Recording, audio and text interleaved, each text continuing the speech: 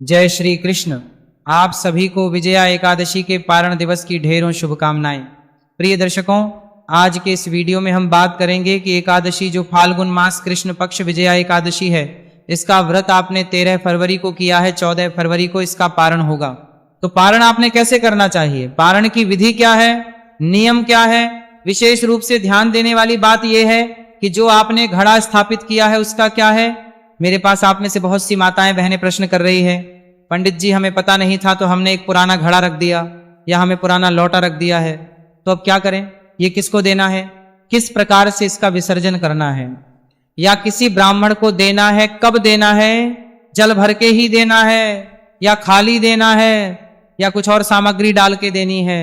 इसके अतिरिक्त इसके ऊपर जो भगवान नारायण को विराजमान किया है उनकी प्रतिमा का क्या करना है, क्या वो भी घड़े के साथ में करनी है या नहीं करनी है। इस प्रकार के अनेकों प्रश्न हैं आपके जो मेरे पास आ रहे हैं, सुबह से ही आ रहे हैं, क्योंकि जैसे ही आप लोगों ने कथा सुनी है और कुछ और बाकी जो मेरे बाद के वीडियोस आपने सुने हैं उसके बाद से आपके प्रश्न हैं, तो ये भी बताऊंगा, साथ ही बताऊंगा इस पारण का पूजन कैसे होगा, पारण करना कैसे है, किस वस्तु से पारण करना है, भोग क्या रहेगा, मंत्र क्या रहेगा, इस व्रत को पूर्ण कैसे करेंगे, कब आपको ये व्रत खोलना है, साथ ही दिन आप इस व्रत को खोलेंगे उस दिन प्रदोष व्रत भी है।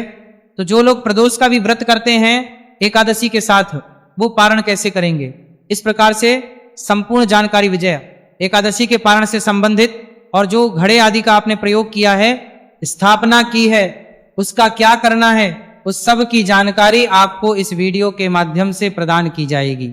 आपसे निवेदन है कि वीडियो यदि थोड़ा सा भी उपयोगी लगे तो एक बार लाइक अवश्य कीजिएगा। अपने व्रत की सफलता के लिए कमेंट बॉक्स में अवश्य जय श्री हरिय ओम नमो भगवते वासुदेवाय जितना लिखेंगे उतना कल्याण होगा। आप इसको जितना हो सके शेयर कीजिए, क्योंकि ये प्रश्न सभी के मन में है और सभी तक जब आप सही जानकारी पहुंचाते हैं तो उसका पुण्य आपको प्राप्त होता है। तो जितना हो सके इस वीडियो के लिंक को शेयर कीजिए जिससे कि सभी लोग सही जानकारी प्राप्त कर सकें। आप देख रहे हैं धर्म साधना टीवी, ज्योतिष संस्थान का प्रतिष्ठित यूट्यूब चैनल धर्म साधना टीवी धार्मिक। हम यहाँ पर सभी व्रत और त्योहारों की सही शास्त्रीय जानकारी प्रदान करते हैं। ज्योतिष शास्त्र पंचांग के आधार पर आपको बताते हैं कौन सी तिथि कब है, व्रत आदि कब करना है, क्या विधि क्या नियम और क्या गलती नहीं करनी है। आइए प्रिय दर्शकों, अब जानकारी आरंभ करते हैं। बात करते हैं एकादशी व्रत पारण की। 13 तारीख को आप व्रत कर रहे हैं, सुबह का पूजन कीजिएगा। पूजन करके कथा श्रवण करके विष्णु शास्त्र नाम आदि का श्रवण करना है। उसके बाद नियम अनुसार दिन को व्यतीत कीजिए। किसी के साथ कोई वैर भाव नहीं, किसी का हित नहीं करना, किसी को नुकसान नहीं पहुंचाना। शांत चित्त हुए भगवान के चरणों में मन को लगाते हुए दिन को व्यतीत कीजिए। सायंकाल को कीर्तन की बड़ी महिमा है, तो ध्यान दीजिएगा, कीर्तन कीजिएगा। और रात्रिकाल को जागरण की बड़ी महिमा है। पुराण कहते हैं कि इस एकादशी के दिन जितना समय हो सके आपको स्थापित घड़े के पास ही बिताना चाहिए। वहीं बैठ के आप शास्त्रार्थ की बात करें, भक्ति की बात करें, कथाओं की बात करें या सुने। कीर्तन जो करना है तो कीर्तन यदि आपके आस पास कहीं होता है तो वहां पे जाएं, अन्यथा भगवान कहते हैं कि या तो नाच के गा के मृदंग आदि बजा के कीर्तन करें, अन्यथा कुछ स्तोत्र रहे जिनको सुन के आप कीर्तन का फल पा सकते हैं, आप वो स्तोत्र सुनिए, कीर्तन का फल प्राप्त कीजिए। रात्रि जागरण की बड़ी महिमा है, रात्रि को जागरण करना चाहिए। जागरण वो स्तोत्र सुनना, पाठ सुनना बड़ा कल्याणकारी होता है, उसका लाभ लीजिए। आप बात करेंगे कि आहार क्या लेना चाहिए, इसमें फल आहार ही अधिकतम लेना चाहिए, इससे अधिक कुछ नहीं। अन्न आदि तो वैसे ही वर्जित होता है, बाकी प्रयास कीजिए कुछ और भी ना लें तो अच्छा है। केवल फल लीजिए, दूध ले सकते हैं। इस प्रकार समय को व्यतीत कीजिए। रात्रि जागरण कब तक करना है, रात्रि जागरण प्रयास कीजिए कि 2 बजे तक तो कीजिए ही कीजिए। इसके आप शयन करना चाहें तो कर सकते हैं और पूरी रात्रि जागरण करें तो वो सर्वोत्तम है जो शयन कर रहे हैं। प्रयास कीजिए जहां घड़ा है वहीं पर आप कहीं बैठ के अपने समय को व्यतीत करें और जागरण करें और वहीं पर शयन भी करें।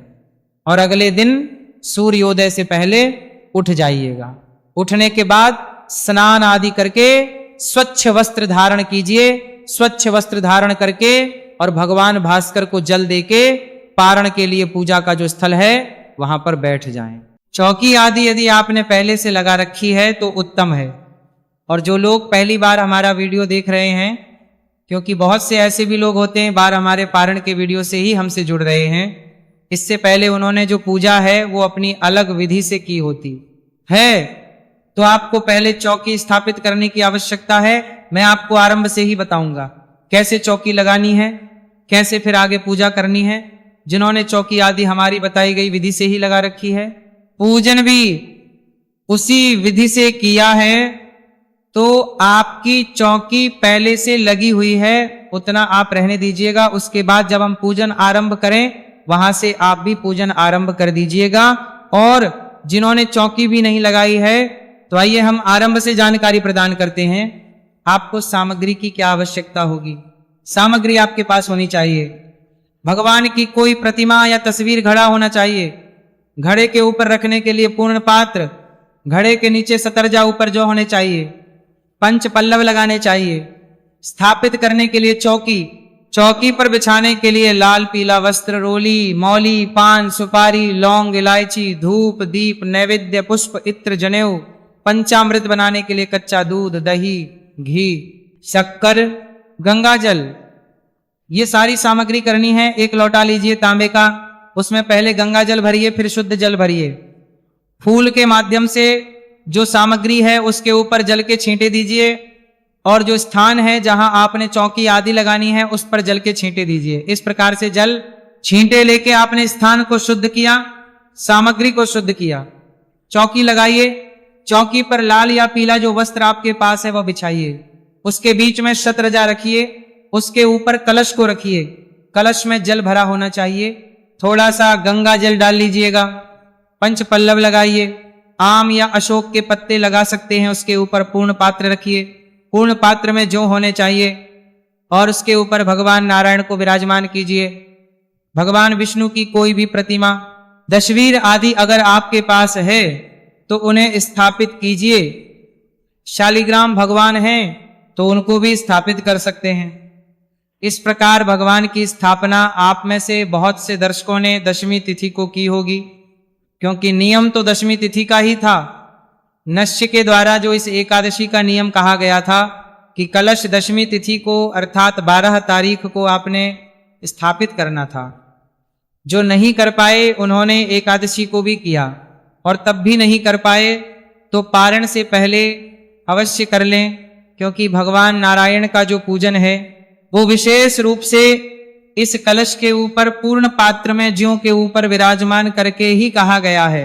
सामने धूप, दीप, इसमें अखंड घी के दीपक का विधान था। मैंने आपको बताया भी था। आप में से बहुत सारे लोगों ने जलाया भी है, तो जिनके दीपक जल रहा है वो बहुत उत्तम है। जिनके दीपक नहीं प्रज्वलित है तो एक घी का दिया लगाइए, भगवान के सीधे हाथ की ओर रखिए। दीपक के नीचे भी थोड़े से ज्यों रख दीजिएगा, उसके ऊपर दीपक को विराजमान कीजिए। ज्यों अधिक ना हो तो सतनाज रख दीजिए, अगर वो भी ना हो तो थोड़े से फूल रख दीजिएगा। दीपक को कभी सीधा डायरेक्ट नहीं रखते, आसन देना होता है, उसके बाद ही उनको रखना होता है। आइए अब हम पूजन आरंभ करेंगे। सीधे हाथ पर जल लीजिएगा और हाथ धो लीजिएगा। हाथ धोने के बाद एक एक मंत्र पर 2-2 बूंद जल आपने जलास्मिनी करनी है। जलास्मिनी निर्जला व्रत में भी की जा सकती है, इसमें कोई दोष नहीं होता। ओम माधवाय नमः जल लीजिए, सीधे हाथ पे पी जाइए। ओम केशवाय नमः जल लीजिए, पी जाइए। ओम नारायणाय नमः जल लीजिए, पी जाइए। ओम दस्सी केशाय नमो नमः सीधे हाथ लीजिए, हाथ धो लीजिए। हाथ धोने के बाद अपने आप को तिलक कीजिए, मौली बांधिए। पारिवारिक जन बैठकर यदि साथ में पूजन कर रहे हैं तो उन्हें भी तिलक कीजिए, मौली बांधिए। तिलक अनिवार्य प्रक्रिया है। जब भी कभी कोई यहाँ पूजा पाठ करें तो सबसे पहले तिलक करना चाहिए। मस्तक पर तिलक होने के बाद ही पूजन होता है। अब जिनके दीपक यहाँ प्रज्वलित नहीं है वो दीपक जलाएंगे। दीप प्रज्वलित कीजिए और धूप को जलाइए। इस प्रकार से दीप प्रज्वलित कीजिए, धूप प्रज्वलित कीजिए। अब भगवान को अर्पित कराएंगे। आपके पास लड्डू गोपाल, आपने विराजमान किए हैं, शालिग्राम भगवान विराजमान किए हैं। तो आप जिस पात्र में स्नान कराते हैं वहां उनको विराजमान करके कर सकते हैं, या आपने भगवान की कोई प्रतिमा स्थापित की है तो एक पात्र में रखिए जिससे कि हम उन्हें स्नान कराएं। जल अर्पित करें तो इससे वो जल फैले नहीं, क्योंकि ऊपर जहां विराजमान है वहां अगर जल अर्पित करेंगे तो जल जो है वो ज्यों को खराब कर देगा, वो किसी को देने लायक भी नहीं रहेंगे। सबसे पहले भगवान को आचमन ही कराएंगे। एक एक चम्मच जल अर्पित कीजिएगा भगवान को, श्री हरि विष्णु पद के रूप में जल अर्पित कीजिए भगवान को। ओम नारायणाय नमः, शिवाय नमः, श्री कृष्णाय नमो नमः, अर्घ्य के रूप में जल अर्पित कीजिए भगवान को। ओम नारायणाय नमः, कृष्णाय नमः, वासुदेवाय नमो नमः, भगवान को स्नान कराएंगे। शंख में जल भर के अगर स्नान कराते हैं बड़ा कल्याणकारी होता है। तो शंख में जल भर लीजिए, जिनका शंख नहीं है वो वैसे भी स्नान करा सकते हैं भगवान को। तो जल लीजिए, अर्पित कीजिएगा, शुद्ध जल से स्नान कराएं भगवान को। स्नान कराने के पंचामृत से स्नान कराया जाता है। पंचामृत लीजिए और पंचामृत से भगवान को स्नान कराइए। कच्चा दूध, दही, घी, शक्कर और गंगा जल से पंचामृत बनाइए और पंचामृत से आप भगवान को स्नान कराएंगे। ओम पयोधिघृतम चायव मधु च शर्करायुतम पंचामृतम मयानीतम स्नानार्थम प्रतिगृह्यताम नमो नमः। पंचामृत स्नान, पंचामृतम समर्पण। ध्यान दीजिए कि जो तस्वीर पर पूजन कर रहे हैं ना, वो पंचामृत को फूल पे लगा के और भगवान को अर्पित कीजिए। पुनः शुद्धियों तक स्नान होता है। पंचामृत के बाद फिर से शुद्ध जल से स्नान कराएंगे। और जो तस्वीर पर पूजन कर रहे हैं वो शुद्ध जल से तस्वीर को छींट दीजिए। शुद्ध जल समर्पण कीजिए भगवान को। शुद्ध जल से स्नान करा के अब प्रतिमा को उस पात्र से हटाइए और अच्छे से पहुंच के यथास्थान विराजमान कीजिए, जहां ज्यों के ऊपर विराजमान कीजिए। और अब भगवान को वस्त्र अर्पित करेंगे। वस्त्र अर्पित करने के लिए मौली का एक टुकड़ा तोड़िएगा और अर्पित कीजिएगा। यज्ञ अर्पित कीजिए। यज्ञ पवित्र क्या होता है? जनेऊ। जनेऊ लीजिए, भगवान को जनेऊ अर्पित कीजिए और जनेऊ को रोली कुमकुम से तिलक कर लीजिए। यज्ञोपवीतम परमम पवित्रम प्रजापते अर्थ सहजम पुरस्तात आयुष्यमग्रम प्रतिमुह्य शुभ्रम। यज्ञोपवीतम बलमस्तु तेजा नमो नमः। यज्ञ पवित्र अर्पित करें भगवान को। यज्ञ पवित्र अर्पित करने के बाद भगवान को इत्र अर्पित करेंगे। इत्र अर्पित करने के लिए इत्र को आप फूल पर लगा लीजिएगा और फिर अर्पित कीजिएगा। ओम नारायणाय नमः, वासुदेवाय नमः, कृष्णाय नमो नमः, इत्रम समर्पयामि। इस प्रकार आप इत्र समर्पित करेंगे। अब आपको भगवान को तिलक अर्पित करना है, तिलक लगाना है। से तिलक कीजिए। ओम नारायणाय नमः, कृष्णाय नमः, वासुदेवाय नमो नमः, कंदम समर्पयामि। तिलक लगाइए भगवान को प्रेम से। तिलक लगाइए। तिलक लगाने के बाद पुष्प अर्पित कीजिए। फूलों की माला है तो माला पहनाइएगा। ओम नारायणाय नमः, वासुदेवाय नमः, कृष्णाय नमो नमः, पुष्पम समर्पयामि। पुष्प समर्पित कीजिए। माला अर्पित कीजिए भगवान को। पुष्प अर्पित करके माला अर्पित करने के बाद धूप दिखाएंगे, दीप दिखाएंगे। धूप दिखाइए और फिर दीप दिखाइएगा। धूप दीप दिखा के नैवेद्य अर्पित करते हैं भगवान को। तो नैवेद्य के रूप में आपके पास फल है तो फल लीजिएगा। मिठाई है पीले रंग की कोई तो उत्तम है, पीले रंग की मिठाई लीजिएगा। अन्यथा आप बता ले सकते हैं, मिश्री ले सकते हैं। जो आपके पास उपलब्ध है वह लेके अभी नैवेद्य के रूप में अर्पित करेंगे। ओम नारायणाय नमः, कृष्णाय नमः, वासुदेवाय नमो नमः। नैवेद्यम निवेदयामि समर्पयामि। नैवेद्य समर्पित करके तांबुल अर्पित किया जाएगा। तांबुल क्या होता है कि पान का पत्ता लीजिए, उस पे 2 लौंग, 2 इलायची और 1 सुपारी को रखिए और वह भगवान को अर्पित कीजिए। ओम नारायणाय नमः, कृष्णाय नमः, वासुदेवाय नमो नमः। तांबुलम पुंगी फलम शुभ दक्षिणायम शुभ 2 बवाह। और यह तांबूल भगवान को अर्पित कर दीजिए। तांबूल अर्पित करने के बाद जो भी दक्षिणा अर्पित करना चाहते हैं भगवान को, वह दक्षिणा अर्पित कीजिए। ओम नारायणाय नमः, कृष्णाय नमः, वासुदेवाय नमो नमः, शुभ दक्षिणा समर्पयामि, दक्षिणा दीजिए, दक्षिणा अर्पित करके हाथ जोड़ के नमस्कार कीजिए। इसके बाद तुलसी माता की कथा आपको श्रवण करनी चाहिए। आप हमारे चैनल पर सुन सकते हैं, अपलोड करता हूं मैं प्रत्येक एकादशी के पारण पर, तो वह कथा सुनिए। विष्णु शास्त्र नाम आदि का श्रवण करना भी बड़ा कल्याणकारी होता है। फिर हम भगवान को भोग लगाएंगे। पारण का जो भी भोग आपने बनाया हो ना, वह थाली में लगाइए, उसमें तुलसी दल रखिए, तुलसी का पत्ता रखिए और भगवान के थाली रखिए। अब इसमें आप क्या बना सकते हैं, देखिए पीले चावल इस एकादशी पर विशेष रूप से अधिक उत्तम है। पीले चावल आप बनाएं। ये आप घर में जो भी कोई सात्विक आहार बनाएं जिसमें लहसुन प्याज आदि नहीं है, उसका भी भोग प्रसाद अर्पित कर सकते हैं भगवान को। जो आपने बनाया है थाली में लगाइए, पर्दा कर दीजिए। अब मंत्र पढ़ते हैं, आप पर्दा हटा दीजिए, कराइए भगवान को जल लीजिए, मैं घुमाइए 3 बार और अर्पित कर दीजिए, हाथ जोड़ के नमस्कार करके, और थाली वहां से उठा लीजिए, बाकी प्रसाद में मिला दीजिए। अब जब आप आज अन्न ग्रहण करेंगे तो पहला अन्न यही ग्रहण करना चाहिए आपको। भोग लगाने के बाद आरती कीजिए और आरती करके पुष्पांजलि अवश्य करनी चाहिए। पुष्पांजलि आवश्यक प्रक्रिया है।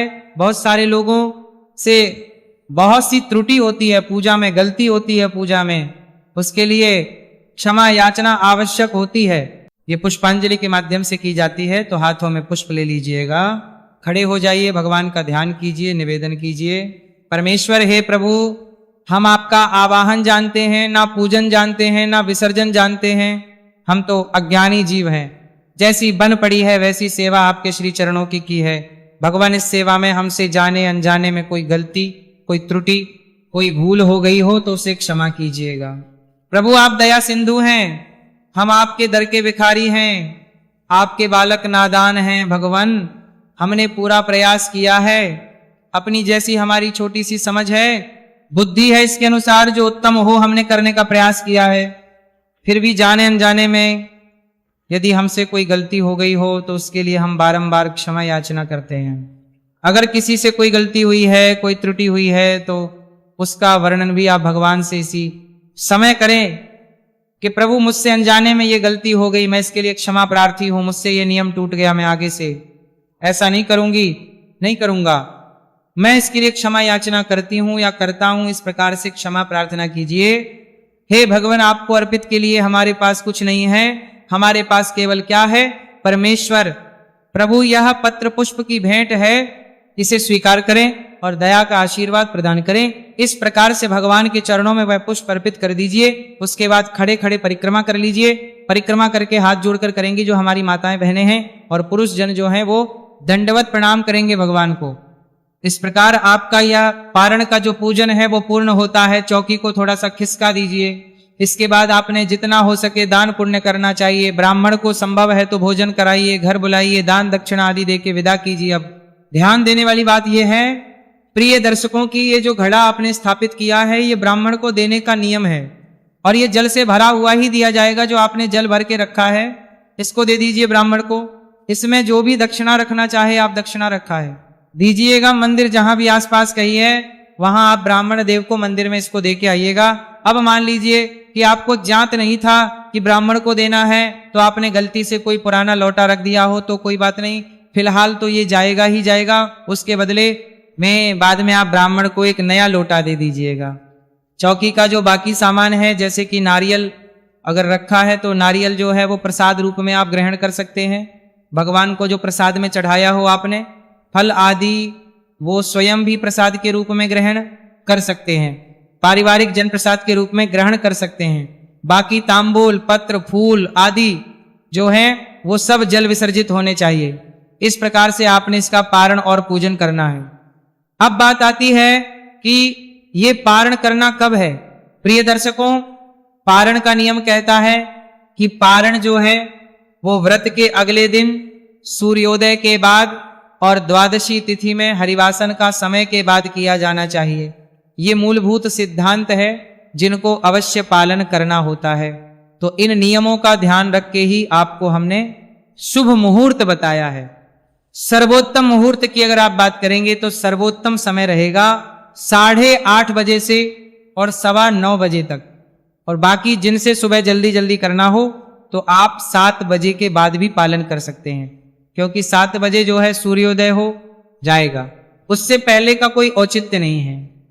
कोई अगर 6:30, 6:15 बता रहे हैं तो ध्यान रखें कि सूर्य से पहले पारण नहीं किया जाता है, तो उसके बाद आप पारण कर सकते हैं। समय मैंने आपको बता दिया है। ये समय भी यदि निकल जाए तो भगवान से प्रार्थना करके जब आपका बन पड़े उस समय आप पारण कीजिए, पर प्रयास कीजिए शुभ समय में करें तो अधिक कल्याणकारी। और ध्यान दीजिएगा कि जो महाशिवरात्रि आ रही है उससे संबंधित महत्वपूर्ण जानकारियां मैंने आपके लिए अपलोड की हैं, उनका भी लाभ लीजिए। भगवान सब पर कृपा करें। हरे कृष्ण।